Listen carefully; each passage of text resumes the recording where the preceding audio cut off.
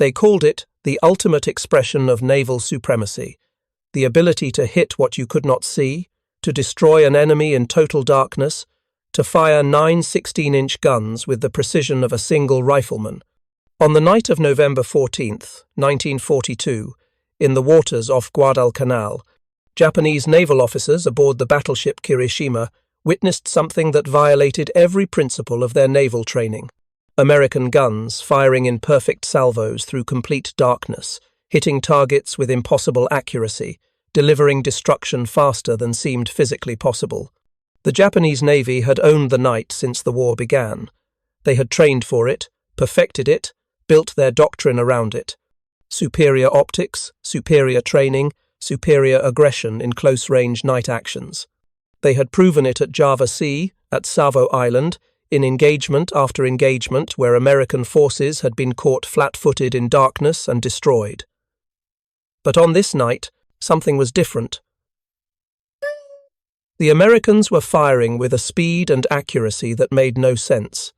9 guns, each firing a shell weighing more than a ton, cycling through reload and fire in sequences that seemed impossible. The Kirishima's crew, trained to believe they were the masters of night combat, watched their ship being systematically destroyed by an enemy they could barely see. If you're enjoying this deep dive into the story, hit the subscribe button and let us know in the comments from where in the world you are watching from today. This was not how it was supposed to happen. This was not what years of training and doctrine had prepared them for. The Japanese Navy had built its entire tactical philosophy around the assumption of night battle superiority. They had the best optical rangefinders in the world. They had crews trained for years in night combat techniques. They had aggressive commanders willing to close to knife-fighting range where Japanese superiority in torpedoes and gunnery could decide battles. They had won every major night surface action of the war, until tonight. The moment when those first American salvos began landing with mechanical precision marked more than just the destruction of a single battleship. It marked the collision between Japanese confidence and American industrial innovation, between optical fire control systems perfected over decades and radar technology that had barely existed 5 years earlier.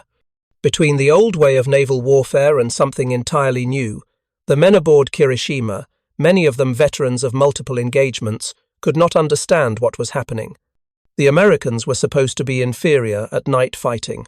Every lesson, every training exercise, every previous battle had confirmed Japanese superiority in darkness. But the shells kept coming with impossible accuracy, faster than Japanese guns could respond, from a direction the optical rangefinders struggled to precisely determine. The story of how Japan came to believe so completely in its night-fighting supremacy, and how that belief was shattered in less than an hour of combat, begins not in the waters off Guadalcanal, but in the careful doctrinal development of the Imperial Japanese Navy in the years between the wars. It begins with real tactical advantages, genuine technological capabilities, and rigorous training.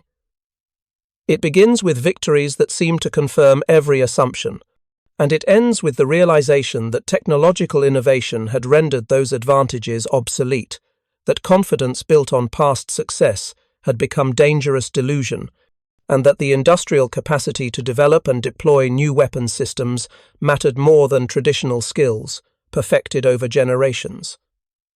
The Japanese Navy's confidence in night fighting was not arrogance. It was earned through years of deliberate preparation and genuine technological advantage. In the 1920s and 1930s, as naval powers worldwide struggled with the problem of engaging enemy forces in darkness, Japan invested heavily in optical systems and training methods that gave its fleet a measurable edge in low-light conditions. The foundation began with rangefinders. Japanese naval architects and optical engineers developed some of the most sophisticated range-finding equipment in the world. The Type 94 rangefinder, introduced in the mid-1930s, used a baseline measurement of up to 15 meters. This massive optical instrument, mounted high on battleship and cruiser superstructures, could determine range to targets at distances exceeding 20,000 meters under ideal conditions. The longer the baseline, the more accurate the measurement. Japanese rangefinders were among the longest in any navy, but hardware alone was insufficient.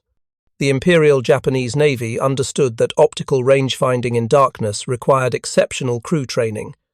They implemented a rigorous selection and training program for rangefinder operators. These men spent years learning to detect subtle differences in image overlap through binocular eyepieces, to compensate for atmospheric conditions, to maintain steady observations while their ships maneuvered at high speed. The training was relentless. Rangefinder crews practiced in all weather conditions, at all times of day and night.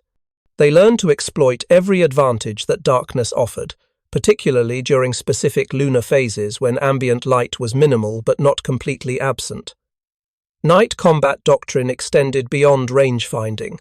Japanese naval officers studied night tactics exhaustively.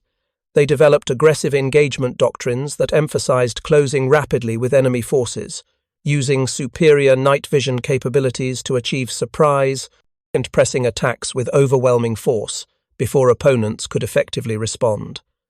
The doctrine assumed Japanese crews would see the enemy first, would identify targets more quickly, and would bring accurate fire to bear, while enemy forces were still trying to determine Japanese positions. This confidence was reinforced by material advantages beyond optics.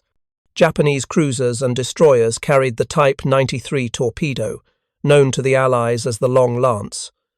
This oxygen-fueled torpedo had range and speed far exceeding American equivalents. It could travel over 40,000 meters at 48 knots, or shorter distances at higher speeds exceeding 50 knots. The warhead carried over 1,000 pounds of explosives. In night actions, where torpedo attacks could be launched from darkness before gun engagement ranges were reached, the Type 93 gave Japanese forces a devastating first strike capability.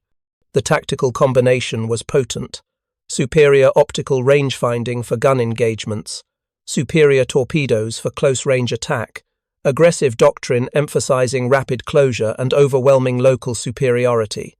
Crews trained specifically for night combat conditions. When war came to the Pacific in December 1941, the Japanese Navy possessed genuine advantages in night surface warfare. These were not imaginary or propaganda-driven beliefs. They were real capabilities that would be proven in actual combat.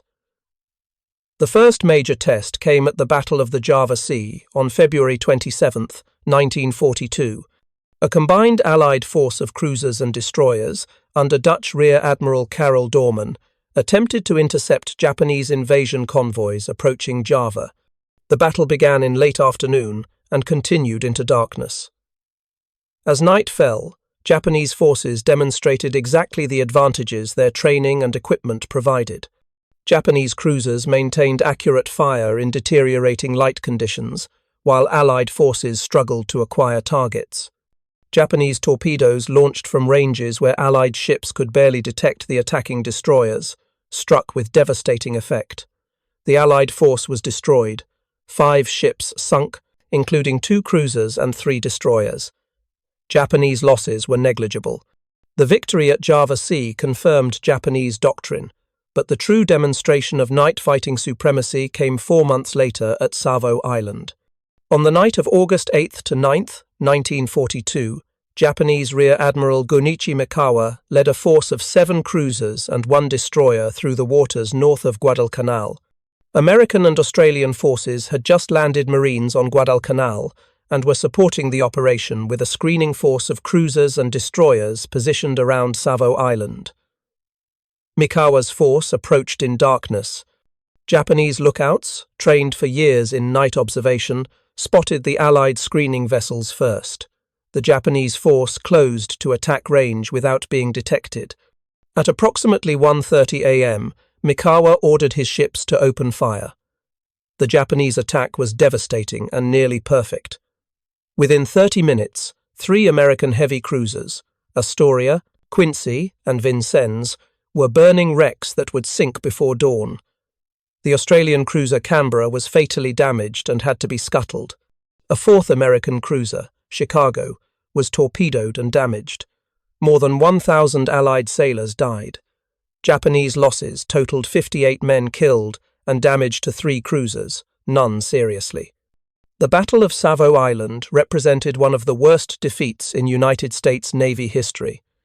It also represented complete validation of Japanese night-fighting doctrine. Japanese forces had approached undetected, identified targets first, brought accurate fire to bear immediately, and withdrawn before American forces could effectively respond. Every element of Japanese training and equipment advantage had functioned exactly as designed. American forces, caught by surprise in darkness, had been destroyed with minimal Japanese losses. The psychological impact on both sides was enormous. For the Japanese Navy, Savo Island confirmed absolute superiority in night surface combat. The victory was studied, analyzed, and held up as proof that Japanese training methods and aggressive doctrine could overcome numerical disadvantages through superior skill and determination. Naval officers throughout the combined fleet understood the lesson. In darkness, Japanese forces could engage and defeat larger American forces with confidence. The night belonged to Japan. For the American Navy, Savo Island was a traumatic shock. The defeat prompted immediate investigation and analysis. American naval intelligence officers studied survivor reports, examined Japanese tactics, and reached uncomfortable conclusions. The Japanese had genuine advantages in night combat. Their optical equipment was superior. Their crews were better trained for darkness operations. Their torpedoes outranged American weapons. Their aggressive doctrine exploited these advantages effectively. American forces needed to avoid night surface engagements until they could develop countermeasures and improved tactics. But while American officers were learning painful lessons, Japanese confidence was solidifying into dangerous overconfidence. The victories at Java Sea and Savo Island were interpreted not just as tactical successes, but as confirmation of inherent Japanese superiority. Training methods that had produced genuine advantages were assumed to be unbeatable. Equipment that provided real capabilities was thought to be insurmountable. The aggressive doctrine that had worked so well was considered the ultimate expression of night combat tactics. Japanese naval officers began to believe their own doctrine absolutely, assuming that darkness would always favor Japanese forces regardless of circumstances. This belief would persist through subsequent engagements. In October 1942, at the Battle of Cape Esperance, Japanese forces again demonstrated night fighting capabilities, though this time American forces were better prepared, achieved a tactical draw. In November, at the First Naval Battle of Guadalcanal, Japanese battleships Hiei and Kirishima participated in night actions against American cruisers and destroyers, with mixed results but continued evidence of Japanese night combat proficiency. Each engagement reinforced the fundamental assumption: Japanese forces owned the night. What Japanese naval officers did not fully understand was that American industrial and scientific capacity was already developing solutions to Japanese tactical advantages. Solutions that would not require matching Japanese optical equipment or decades of specialized training. Solutions based on technology that was about to revolutionize naval warfare. Solutions that would make traditional night fighting skills obsolete in a matter of months. The confidence built on genuine advantages at Java Sea and Savo Island was about to collide with American radar fire control systems that could see through darkness, calculate firing, solutions faster than human operators, and direct guns with mechanical precision that no amount of training could match. The technology that would shatter Japanese night fighting confidence was already operational when Savo Island demonstrated Japanese supremacy. American scientists and engineers had been developing radar fire control systems since the late 1930s, driven by concerns about air defense and the fundamental problem of detecting and engaging targets beyond visual range. By 1942, the technology was reaching operational maturity aboard American warships. The Mark III fire control radar, developed by the Naval Research Laboratory and manufactured by General Electric, became operational in 1941. This system could detect surface targets at ranges exceeding 20,000 yards and provide accurate range and bearing information to fire control computers. The Mark IV radar, an improved version with better range discrimination and target tracking, entered service in 1942. These systems were being installed on American cruisers and battleships as quickly as production allowed. The South Dakota-class battleships were among the first capital ships designed with integrated radar fire control as a primary system rather than an afterthought. USS South Dakota, BB-57, commissioned in March 1942, carried Mark III radar on her main battery director and Mark IV radar on secondary directors. The ship's Mark 38 gunfire control system, manufactured by Ford Instrument Company, incorporated analog computers that could receive radar input directly and calculate firing solutions without requiring human optical range finding. The system worked through a series of mechanical and electrical calculations happening simultaneously. Radar detected the target and provided range and bearing information. The fire control computer received this input, along with data about own ship's speed, course, and heading. Additional inputs included wind speed and direction, barometric pressure, and propellant temperature. The computer calculated the necessary gun elevation and train angles to hit the target. This calculation updated continuously as new radar data arrived, typically several times per second. The system could track moving targets and adjust firing solutions faster than any human crew could match. The Mark VI 16-inch guns mounted on South Dakota-class battleships were themselves technological achievements. Each gun was 45 calibers long, measuring 60 feet from breech to muzzle. The barrel weighed 139,000 pounds. Each gun could fire a 16-inch armor-piercing projectile weighing 2,700 pounds at a muzzle velocity of 2,300 feet per second. Maximum range exceeded 42,000 yards, roughly 24 statute miles. Rate of fire was approximately 2 rounds per minute per gun under ideal conditions, though sustained combat typically saw slightly lower rates. The South Dakota carried 9 of these weapons in 3 triple turrets, designated Turret 1, Turret 2, and Turret 3. Each turret operated semi-independently, receiving targeting information from the main fire control system, but capable of local control if necessary. The turrets could traverse and elevate using electrical hydraulic systems that moved the massive structures with precision measured in minutes of arc. When all 3 turrets fired simultaneously in a full broadside, the ship launched over 12 tons of steel and explosive at the target. The blast pressure was sufficient to damage equipment and injure personnel on the ship's own superstructure if they were not properly protected. The combination of radar detection, computer-aided fire control, and rapid-firing heavy guns created a weapons system fundamentally different from traditional naval gunnery.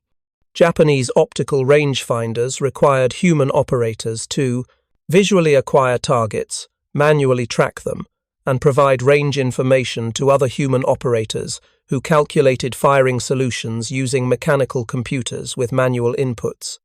The process worked well, especially with highly trained crews, but it had inherent limitations. Human visual acuity had physical limits, especially in darkness or poor weather. Manual tracking introduced delays and potential errors. The calculations, while sophisticated, took time to complete and update. American radar fire control eliminated many of these limitations. The system could detect targets in complete darkness, through smoke, in heavy weather conditions that made optical ranging impossible. Target tracking was automatic and continuous. Calculations updated in near real time as new data arrived. The system could engage targets at ranges where visual identification was impossible. Most importantly, it could maintain accurate fire, regardless of visibility conditions. Darkness, which had been Japan's ally, became irrelevant.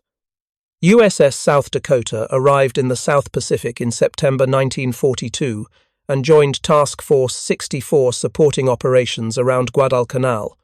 The ship's crew was still learning their vessel's capabilities and working through the inevitable technical issues that affected new construction. The radar systems, while revolutionary, were temperamental. They required constant maintenance and calibration.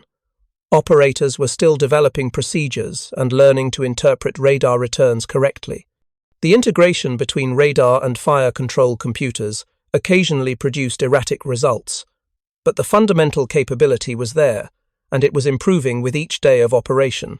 By early November 1942, South Dakota had participated in several operations, but had not yet engaged enemy surface forces. The crew had conducted numerous gunnery drills, testing their main battery against towed targets and shore bombardment missions. They were learning that their radar-directed guns could hit targets they could barely see. The system worked. On the night of November 14th to 15th, they would prove it in combat against the very ships and Doctrine that had humiliated American forces at Savo Island 3 months earlier. The naval battle of Guadalcanal began on the night of November 12th to 13th, with a chaotic close-range action between American and Japanese cruisers and destroyers. The Japanese lost the battleship Hiei, damaged and scuttled after being crippled by gunfire and torpedo hits. American losses included 2 cruisers and 4 destroyers sunk. The battle was inconclusive in tactical terms, but prevented Japanese forces from bombarding Henderson Field, the critical airstrip on Guadal Canal, that allowed American aircraft to operate and threaten Japanese supply efforts. Japanese Naval Command was determined to complete the bombardment mission. On November 14th, Vice Admiral Nobutake Kondo organized a powerful force built around the battleship Kirishima. The force included Kirishima, 4 cruisers, and 9 destroyers. Their mission was to enter Iron Bottom Sound, the waters north of Guadalcanal, and use Kirishima's 14-inch guns to destroy Henderson Field and its aircraft. The force would approach after dark, conduct the bombardment, and withdraw before dawn when American aircraft could attack. American intelligence detected the Japanese approach. Admiral William Halsey, commanding South Pacific Forces, ordered Rear Admiral Willis Lee to intercept with Task Force 64. Lee's force consisted of 2 battleships, South Dakota and Washington, and 4 destroyers. It was a small force, significantly outnumbered by Japanese ships, but the battleships provided firepower and armor that cruisers and destroyers lacked. Lee took his force through Lengo Channel and positioned south of Savo Island to intercept the expected Japanese approach. The Americans waited in darkness. Aboard South Dakota, Captain Thomas Gatch ordered the crew to battle stations shortly after dark. Men moved through the ship to their assigned positions. In the main battery plotting room deep inside the armored citadel, fire control operators checked their equipment. Radar operators aboard the superstructure calibrated their systems and began searching sectors assigned by the fire control officer. Gun crews in the turrets loaded 16-inch projectiles and powder charges, preparing for action that might come at any moment or not at all. Shortly before midnight, radar operators on both American battleships detected surface contacts approaching from the northwest. The contacts were at extreme range, beyond 25,000 yards. Lee's force continued on course, waiting for the Japanese to close. The 4 American destroyers moved ahead of the battleships, positioned to engage with torpedoes and guns if opportunity arose. South Dakota and Washington steamed in column, South Dakota leading. At approximately 11:17 p.m., the lead American destroyers encountered Japanese screening forces. A confused, vicious action erupted. Japanese destroyers launched torpedoes and opened fire with guns. American destroyers responded. Within minutes, all 4 American destroyers were hit, 3 fatally. They had bought time for the battleships, but at terrible cost. South Dakota and Washington continued forward into the maelstrom. If you find this story engaging, please take a moment to subscribe and enable notifications. It helps us continue producing in-depth content like this. Shortly after 11:30 p.m., South Dakota suffered an electrical casualty. A circuit breaker malfunction caused the ship to lose power to radar systems, fire control equipment, and radio communications. For several critical minutes, the battleship was effectively blind and unable to coordinate with Washington or control her main battery effectively. Emergency procedures restored partial power, but the ship was operating at reduced capability at the worst possible moment. Japanese forces detected South Dakota's silhouette against fires from the destroyer action. Multiple Japanese ships illuminated South Dakota with searchlights and opened fire. For approximately 5 minutes, South Dakota absorbed punishment from Japanese cruisers and destroyers.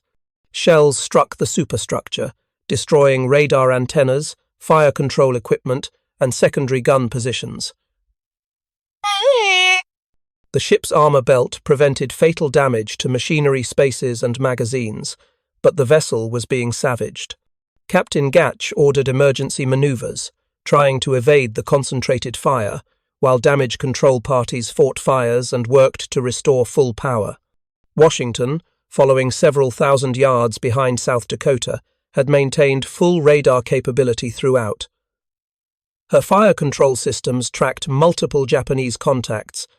Operators identified Kirishima as the primary threat, a large radar return consistent with a battleship.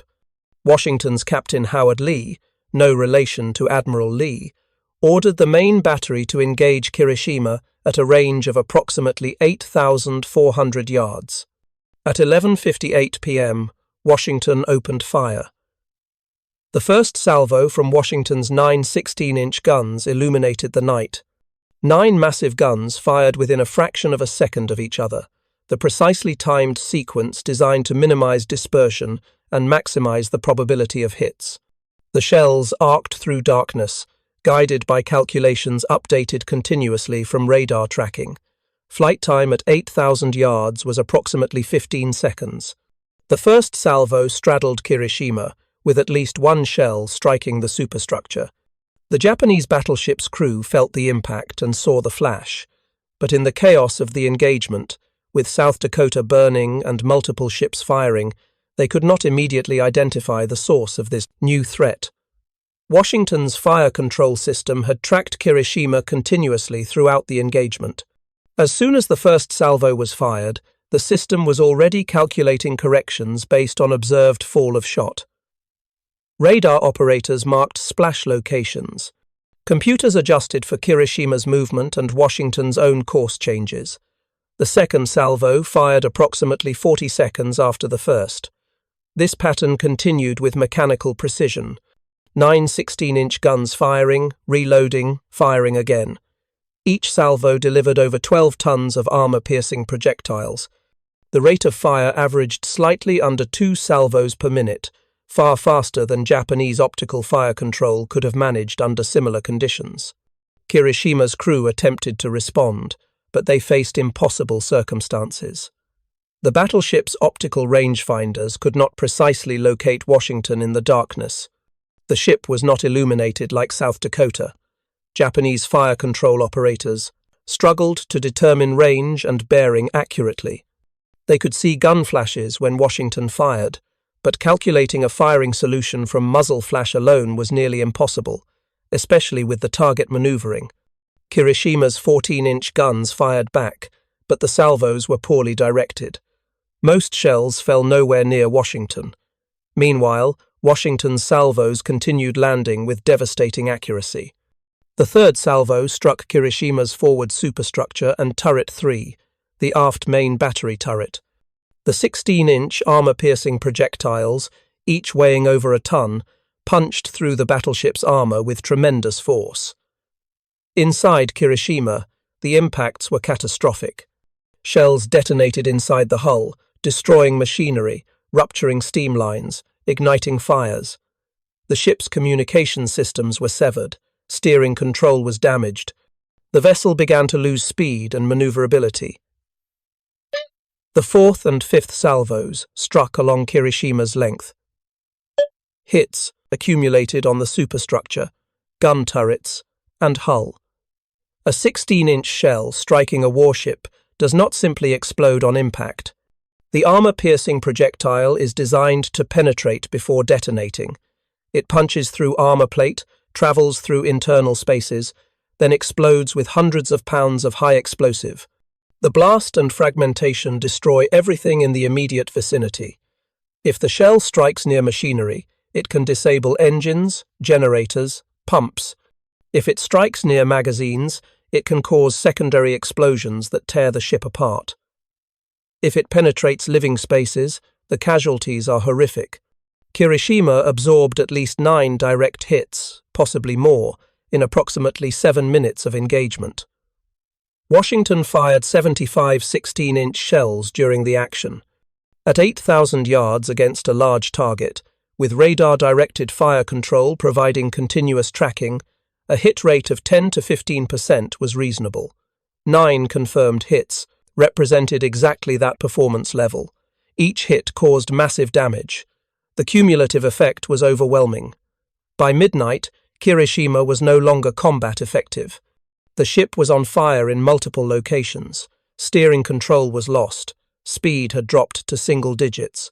The main battery could no longer maintain organized fire. The battleship was dying. Vice Admiral Kondo, observing from his flagship cruiser Otago, recognized the situation. His bombardment force had failed to reach Guadalcanal. Kirishima was fatally damaged. South Dakota, though battered, remained operational and dangerous. Washington was untouched and continuing to engage any Japanese forces within range. The tactical situation had reversed completely.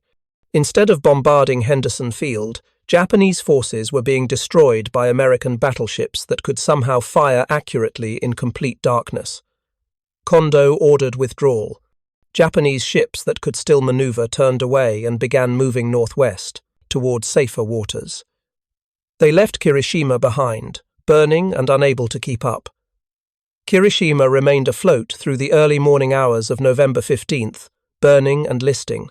Japanese destroyers attempted to take the battleship in tow, but damage was too extensive. The ship's hull had been compromised by multiple 16-inch shell penetrations below the waterline. Flooding could not be controlled. As dawn approached, with American aircraft from Henderson Field certain to attack at first light, the decision was made to scuttle. Japanese destroyers removed surviving crew members and fired torpedoes into Kirishima's hull. The battleship capsized and sank north of Savo Island at approximately 3 a.m. The loss was devastating to Japanese naval morale. Kirishima was a capital ship, a battleship representing enormous investment in resources and prestige. She had been sunk by accurate gunfire in conditions where Japanese doctrine assumed superiority. The night had belonged to Japan at Savo Island 3 months earlier. Now darkness offered no protection against American weapons that could see and strike with impossible precision. Survivors brought back reports of shells landing in perfect salvos, of hits occurring too rapidly to comprehend, of an engagement where Japanese optical rangefinders proved useless against an enemy they could barely locate. Japanese naval intelligence officers studied the action carefully. They examined survivor testimonies, analyzed the pattern of damage, reviewed every available piece of evidence. The conclusions were inescapable. American forces possessed fire control capabilities far exceeding Japanese systems. The accuracy and rate of fire demonstrated during the engagement could not be explained by superior training or optical equipment. The Americans had developed some technological advantage that negated Japanese night fighting superiority. Intelligence analysts correctly suspected radar, though the full extent of American radar fire control capabilities remained unclear. The psychological impact on Japanese naval officers was profound.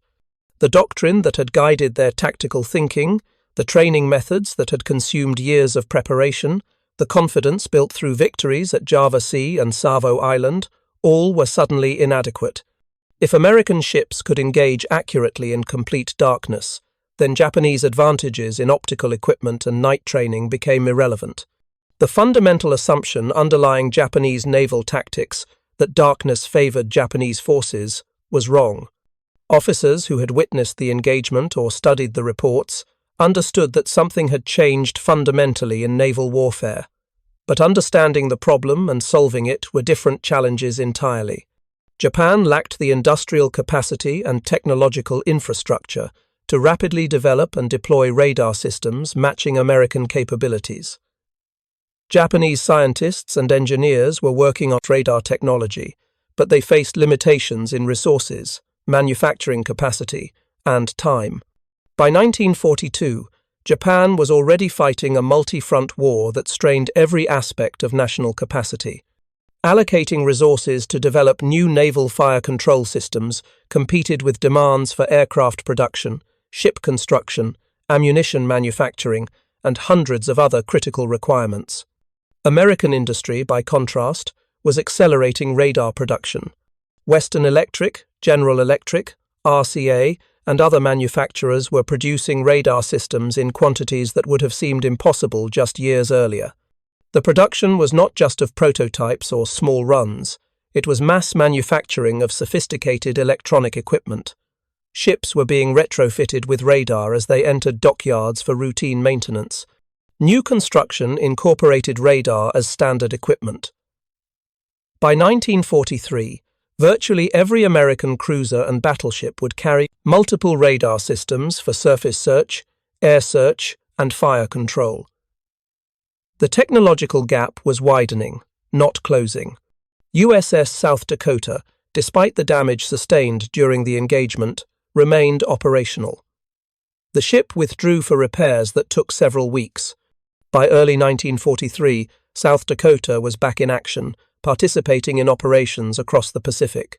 The battleship would serve throughout the war, providing fire support for amphibious landings, engaging in surface actions, and demonstrating repeatedly that radar-directed gunfire gave American forces decisive advantages.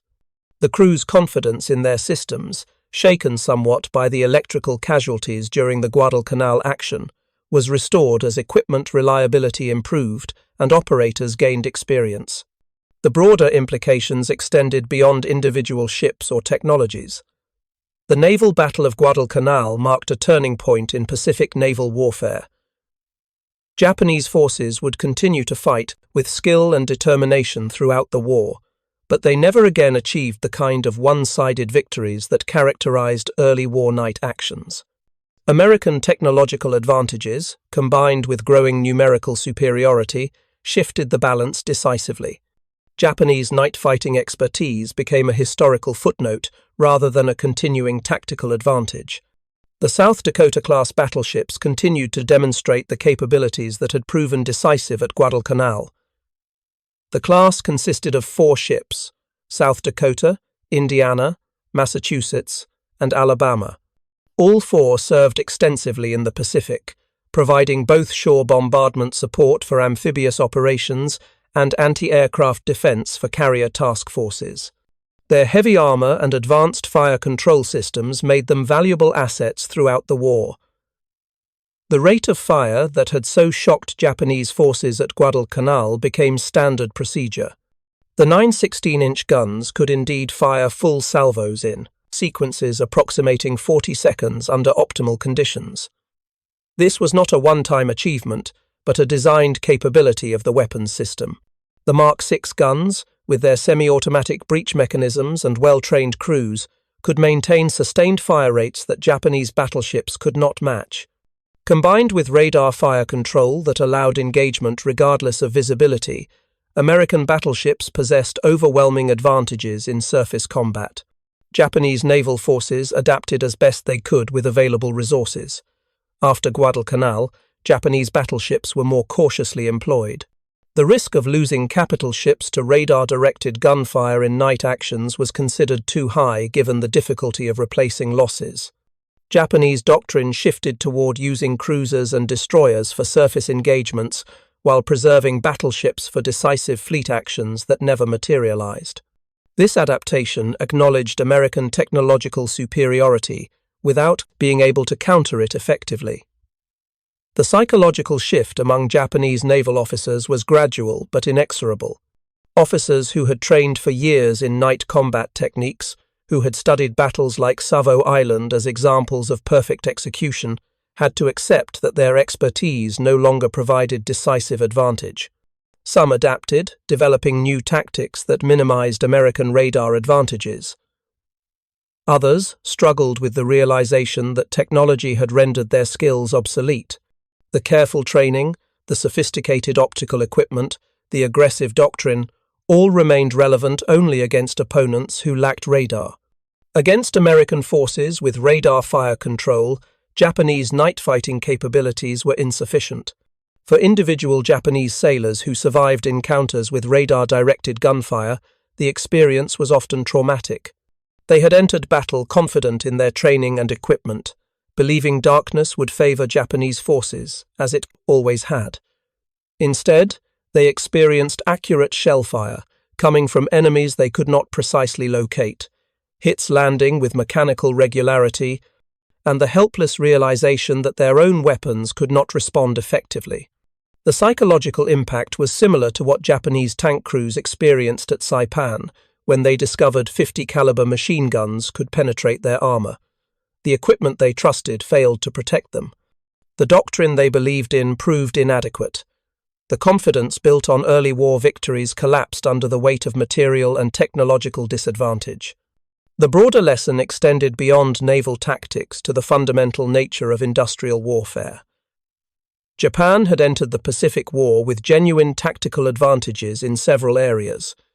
Night surface combat was one, torpedo technology was another, naval aviation was a third. These advantages were real, measurable, and proven in combat, but they were advantages rooted in pre-war development and training. They represented the culmination of doctrines and technologies developed in the 1920s and 30s. They could not be rapidly improved or expanded because Japan lacked the industrial depth and technological infrastructure to innovate at the pace the war demanded. American forces began the war with significant tactical disadvantages in several areas. Night combat capabilities were inferior. Torpedo reliability was abysmal. Pre-war doctrine contained serious flaws exposed in early battles, but American industrial capacity and technological innovation could address these problems systematically. Radar development transformed night combat. Torpedo reliability improved through methodical testing and redesign. Doctrine evolved based on combat experience.